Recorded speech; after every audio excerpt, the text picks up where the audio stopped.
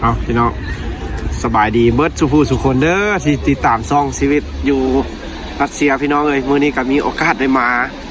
ย่างลิ้นย่างหัวน้ำอาจารย์พี่น้องเอ้ยอาจารย์เพิ่นพามาย่างลิ้นอันนี้ก็เป็นกลุ่มพวกเขาที่ไปย่างน้ำกันพี่น้องเอ้ยเพิ่นสิพาไปกินอาหารแซ่บๆว่าซั่นพี่น้องอันนี้ก็เป็นเพื่อนเฮียนทางแอฟริกา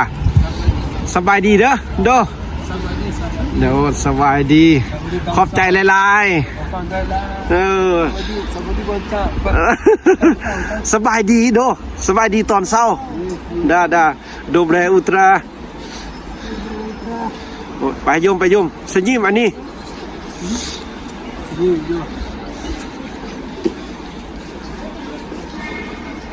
ี้ก็เป็นบ่อนที่ย่างลิ้นพี่น้องของคนเขาเจ้าเนาะในมื้อวันพักผ่อน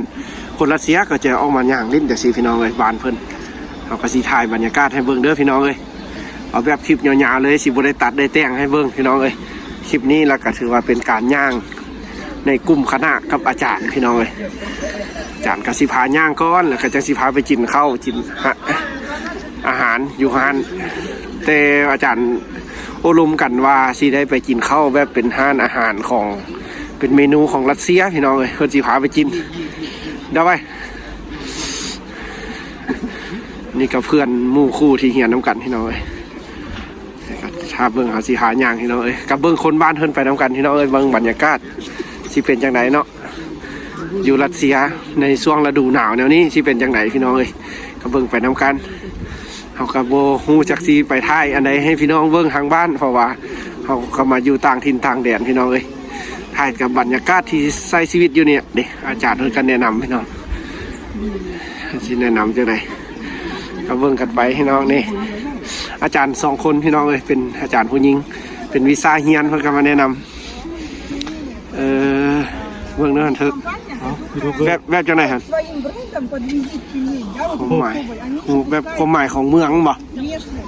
จะเป็นแบบความหมายของเมือง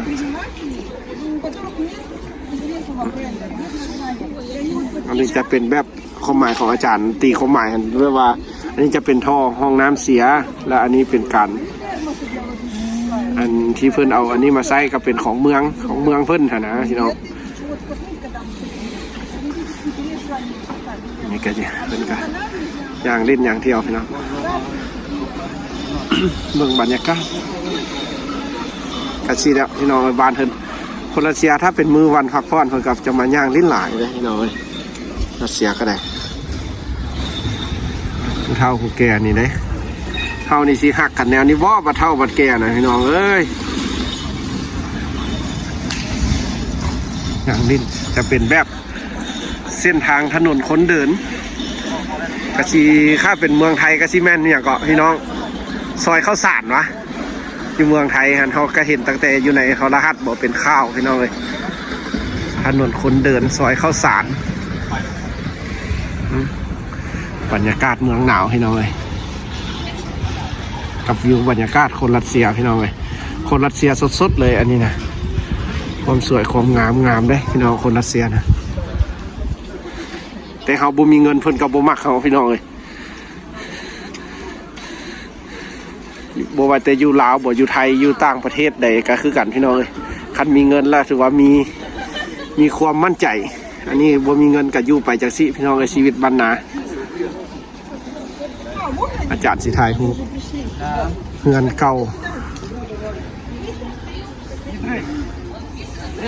อาจารย์สิทายฮู้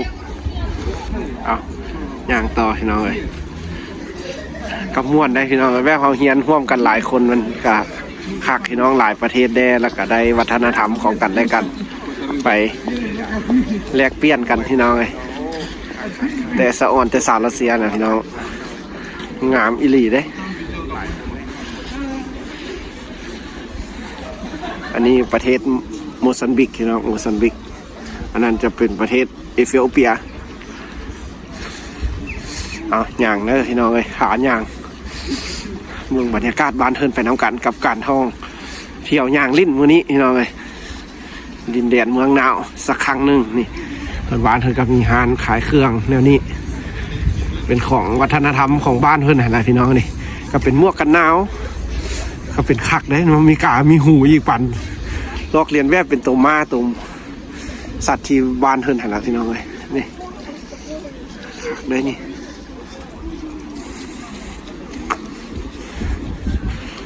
เอาย่างพี่น้องเดี๋ยวสิหาย่างลิ้นเนอะให้ครบเลยนี่แล้วจะค่อยไปกินข้าวน้ำกันอาจารย์สิพาไปกินข้าวอาหารนะสัตว์เขาก็ยังตื่นเต้นอยู่สิเป็นอาหารอย่างเนาะอาหารแซ่บรัสเซียนี่เขากินแต่ละมื้อนี่มันโบแซ่บเพอบ่ว่าขึ้นอยู่เขาก็สิท่าเบิ่งสิเป็นจังได18 คนพี่น้องนี่ย่างเป็นกลุ่มเป็นแก๊งกันสิละต่างถิ่นต่างแดนข้าเจ้ากระทางแอฟริกาข้าเจ้ากระซีมาแต่บ้านนอกบ้านนาคือกันนี่แหละพี่น้องเอ้ยบ่ได้เป็นคนร่ำคนรวยอย่างดอกคนบ้านนอกกระนอกกระแนกอยู่บ้านเขาคือกันนะพี่น้องมาใช้ชีวิตร่วมกันอยู่พี่น้องเอ้ยก็หักแพงเอากันการใช้ชีวิตอยู่พี่นี่โอ้หานขายเครื่องก็มีหลายได้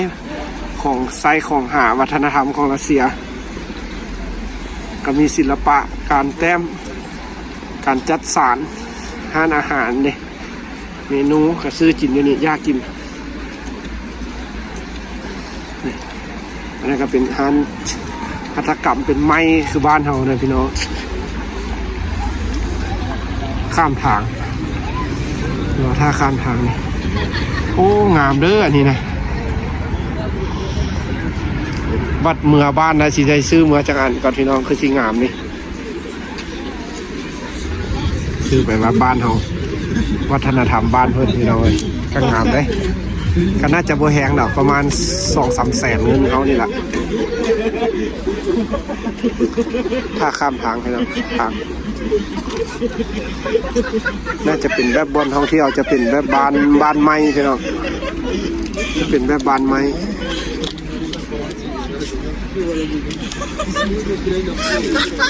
ไปยุมเย้ยูสก์Где плавали, да, сюда? Нет, я не с собой. А как? Нету как? Дай сюда пожалуйста. Нет, Можно, пожалуйста? нету. Это не Да. Дукой.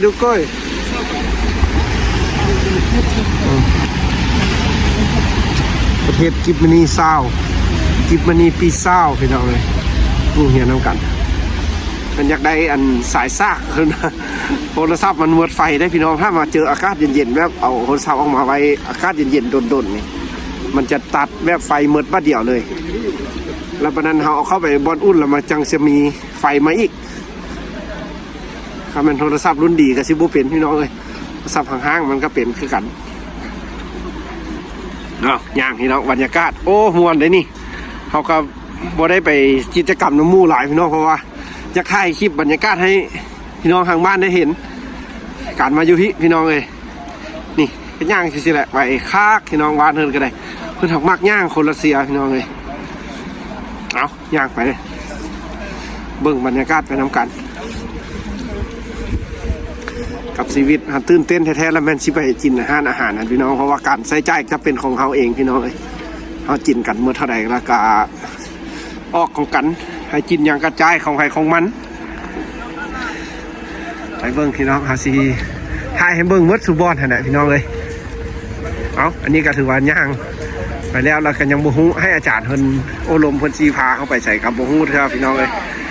เอาตอนนี้ก็ไปร่วมกิจกรรมน้ำมูกก่อนโอลมน้ำมูกก่อนเด้อพี่น้องเอาพี่น้องอันนี้ก็มาฮอดบ้านอย่างเป็นห้านอาหารผมอย่างอาจารย์พาแว่พี่น้องเบิ้งเป็นเพื่อนเก่าๆค่าขนาดนี้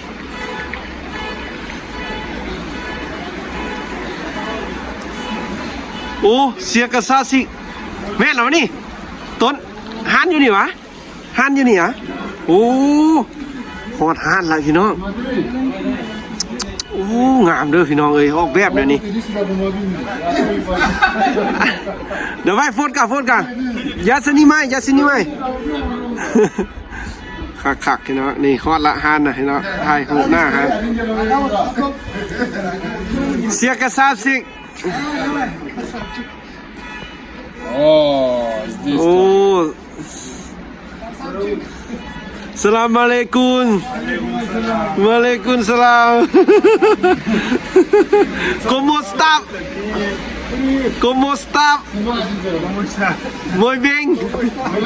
Muy bien. Oh, muy bien. ไปพี่น้องเข้าไปในตอนนี้ฮอตฮานแล้วเด้อพี่น้องเลยไปมึงพี่น้องอันนี้พวกเขาก็มาฮอตฮานแล้วพี่น้องเลยโอ้เย็นหัวนี่เดี๋ยวจากนั้นสิเข้าไปในพี่น้องเข้าไปในเบิ้งสิเป็นยังไงพี่น้องเลยเดี๋ยวจากนั้นเข้าไปในเบิ้งสิเป็นยังไงอาหารเนาะพี่น้องเขาสิสั่งมากินแล้วก็สิหาเบิ้งสิเป็นยังไงเอาติดตามเบิ้งพี่น้องเลยก็เป็นเฮือนไม้คักขนาดพี่น้องเป็นเฮือนไม้เก่าๆเลยออกแบบคักขนาดสุดยอดเอาเข้าไปน้ำกันพี่น้องเบิ้งน้ำกันเด้อไปย่อมДавай. โอ้กระชิว Давай, один на тяне. Давай. เอ้ยโคเช็ดโฟโต้ Да. โอ้ถ่ายรูปให้เพื่อนก่อนเอาเข้าไปในพี่น้องสิเป็นจังไหนขาดขนาดบ้านเพิ่นกันเลยนี่พี่น้องอันนี้ก็ถือว่าเป็นหานของหานบ้านเพิ่นเขาก็จะได้เอาเครื่องที่เขานุ่งมาก็จะได้เอาไว้นี่โอ้ยอาเซียฮะเสลียนเนี่ยตัวเนี่ยตัวแบทเนี่ยจะโกนสีตัว У тебя зарядка, когда iPhone есть? เนี่ยตัวนะไปนี่ตัวนี้เกตเข้าไปนี่เขาก็เป็นบอลตู้ที่เขาเมียนเครื่องพี่น้องเสื้อกันหนาวชื่อหายางเขาเบิ่งหานวานเฮิร์นพี่น้องป้าขมมากสวยงามกระสีไหวเด้โอ้งามหลายเลยเนี่ยอยู่ได้ขนาดที่น้องเสียงเพลงเบาๆอาหารที่รู้เป็นอาหารรัสเซียโดยตรงเลยพี่น้องเลยสิเป็นจะไหนท่าเบิ่งเด้อสินั่งอยู่ใส่นี่คนว่าใครหลายป้าโธ่พี่น้องเลยครั้งแรกชีวิตเด้อนี่เด้อได้มาเห็นแนวนี้เบิ่งแม่พี่น้องวิวแบบวางเวคักขนาดมีเทียนมีอย่างไตได้นี่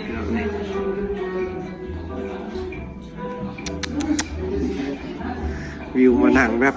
แต่งงานบ่เอ็นอย่างคักขนาดพี่น้องเลยกำลังสั่งอาหารเป็นอย่างคือกุ้มหัวอยู่แพงวะแพงเพิ่มหรอ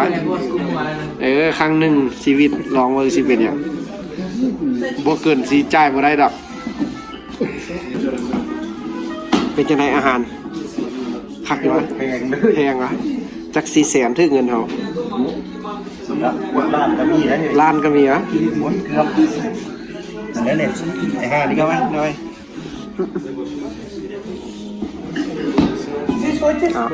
นั่ง นี่ก็ได้300กับล้านแล้ว ได้วิญญาณเด้อ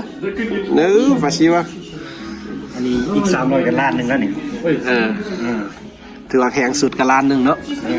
จากล้าน เอาพี่น้องเด็กนี่กันนั่งอาหารจากซีจินยังจังไรถ่ายคลิปก่อนแล้วจังซีสั่งอาหารกินเด้อพี่น้องเลยได้จังไหนล่ะก็จะซีถ่ายมาอันอาจารย์ก็นั่งอยู่คนพี่น้องเลยงามพี่น้องงานบ้านเพิ่นงามหลายสมราคาพี่น้องเข้ามาในห้างแล้วตอนนี้นะอยู่ในห้างแล้วกำลังสั่งอาหารการกินน้ำกันอยู่นี่ชีวิตพี่น้องเอ้ยบรรยากาศก็คือโบแจ้งไปเลยด้วยพี่น้องอยู่ไหนมันเป็นวิวมันสัตว์